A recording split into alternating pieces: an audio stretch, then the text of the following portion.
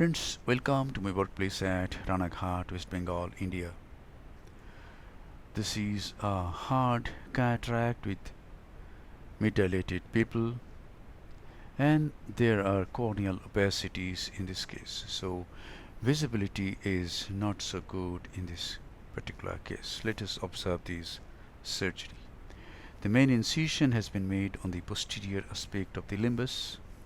A side port has been made on the left side of the main incision about 3 clock hours away. An air bubble has been injected to fill up the anterior chamber. Underneath this air bubble, trypan blue dye is applied over the anterior capsule so that visibility becomes a little better. A bit of adrenaline has been used and a bit of phenocane also has been used. And now the dye is washed out.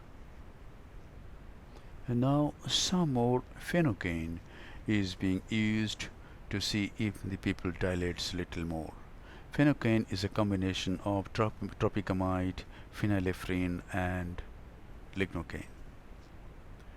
And now the antechamber is filled up with 2% hydroxypropyl methyl cellulose. And there is a bit of viscometriasis, and size of the pupil is about 5.5 millimeter at this time. So I'm going to try capsulorhexis.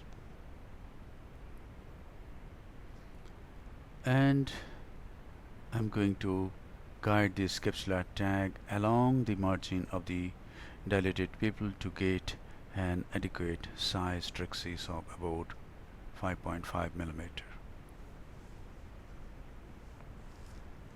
And now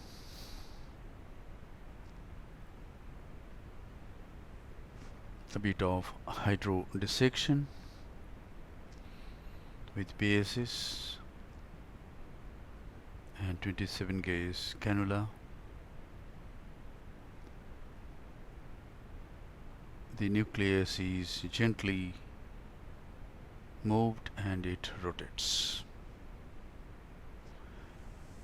And now is the time to introduce the Phaco needle into the anterior chamber. The Phaco needle goes into the anterior chamber with its bevel down. Some superficial cortical lens matter is removed. And now I turn the handpiece to make the bevel up. And here is my technique, which I call submarine chop. The Phaco needle travels through the substance of the nucleus towards the opposite equator, and here it is. It is chopped. It is rotated on 180 degree. Along the initial crack, the nucleus is divided completely into 2 heminuclei. Now each heminucleus is being divided into pieces,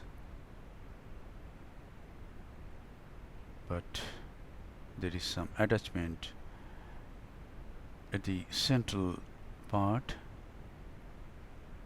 Rotate the nucleus, get the other heminucleus and make another crack on this. Both the heminuclei are not completely divided. The pieces are still attached. So how to emulsify this nuclear piece? They are attached. The pieces are not free. They are attached near the center. So here I go, I inject a bit of visco, lift the heminucleus, and with 2 instruments I could separate these pieces. and now they are free. Some more visco. The size of the pupil has become smaller. It is about 4 millimeter now.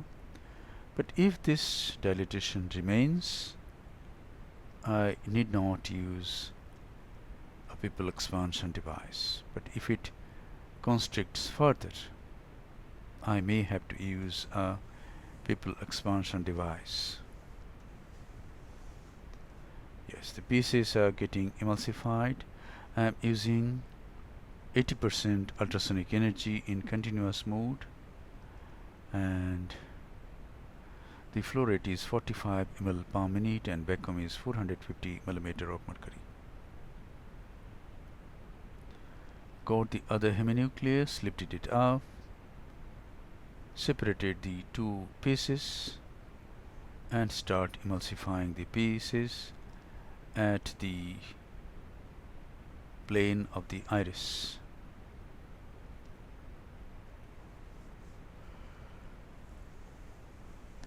And now I go to Phaco 3 mode, where the vacuum is 250, flow rate is 25, and ultrasonic energy is 65%. If we reduce the parameters during emulsification of the last piece, the risk of catching the posterior capsule significantly reduces. See the size of the pupil, it has become almost 3.5 millimeter. Fortunately, there is very little cortex in this case, but I am trying to remove some cortex if it is there anywhere. I am retracting the iris with the tip of the simcoe, and I find that there is no cortex. Go through the side port, there is some cortex at 11 o'clock, and I could remove that. I go through the main incision and got some cortex.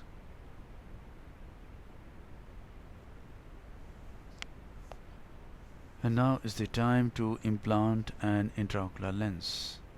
When the pupil is small, I don't take chances. I use visco. I don't do hydroimplantation of intraocular lens. I enlarge the main wound a bit and introduce the tip of the cartridge into the anterior chamber. It goes into the anterior chamber, and then I deliver the lens in the capsular bag. Yes, the intraocular lens is in the capsular bag, and now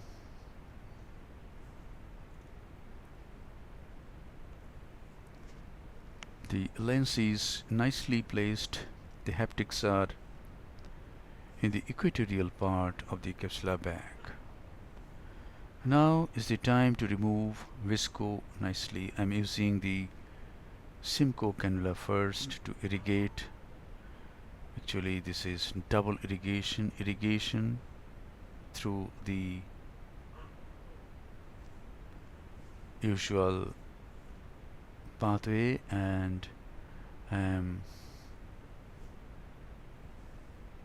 using the syringe to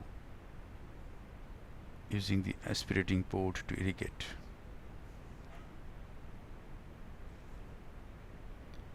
And now I'm using irrigation and aspiration cannula. This is the irrigating cannula. The cannula goes behind the intraocular lens.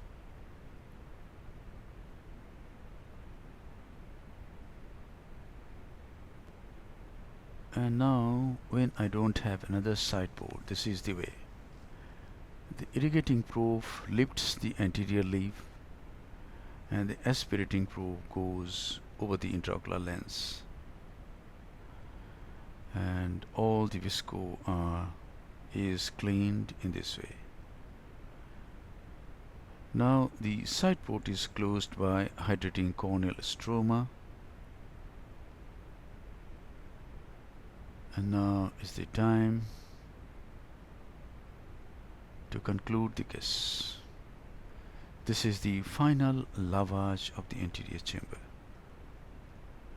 The anterior chamber is nicely formed and the case is concluded. This is a totally unedited recording and you have watched each and every step of the surgery.